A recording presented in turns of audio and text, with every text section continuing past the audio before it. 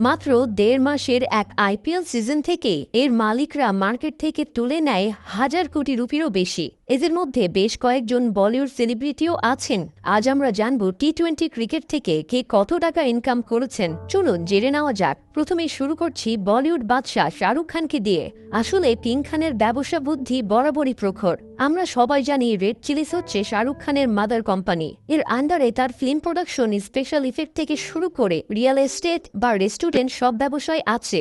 এই red Chillies জনপ্রিয় IPL এর ফ্র্যাঞ্চাইজি কলকাতা নাইট রাইডার্সের 55% শেয়ারের মালিক। কেকেআর এখন পর্যন্ত কিন্তু 2বার আইপিএল এ চ্যাম্পিয়ন হয়েছে, কিন্তু এর প্রাইজ মানি খুব একটা বেশি নয়। আসলে আইপিএল এর মালিকদের আসল টাকাটা আসে স্পন্সর থেকে।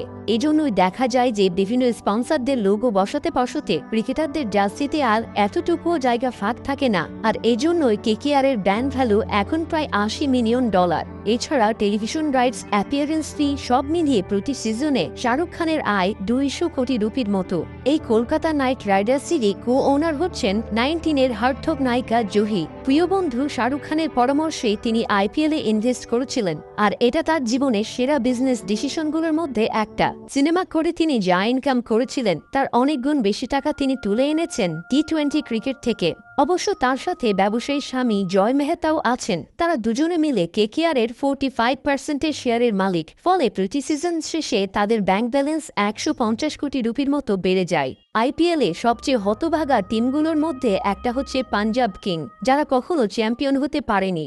এমনকি তারা তাদের আগের মতোই কিংস 11 পাঞ্জাব পাল্টে ফেলে কোনো সুবিধা করতে পারেননি। সেই 2008 সালে বলিউড নায়িকা প্রীতি জিন্টা তার সমস্ত সম্পত্তি বিক্রি করে $5 মিলিয়ন দিয়ে এই আইপিএল দলটির একটা বড় অংশ কেনেন। এই জন্য তিনি নিজের নামের একটা কোম্পানিও সেট আপ করেছেন, যার নাম PZNZ মিডিয়া। আর এখন এই 17 নম্বর সিজনে এসে এর ব্র্যান্ড ভ্যালু দাঁড়িয়েছে $45 মিলিয়ন।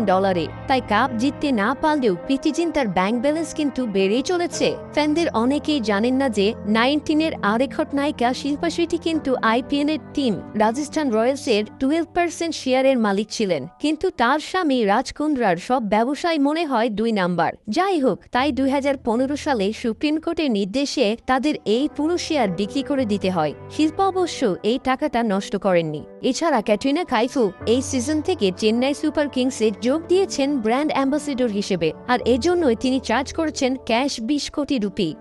এই জন্যই আইপিএল কে বলা হয় সোনার ডিম পাড়া রাজহাঁস। ফ্রেন্ডস, আপনাদের মধ্যে কে কে আছেন আইপিএল এর ফ্যান? কমেন্ট সেকশনে জানাতে ভুলবেন না কিন্তু।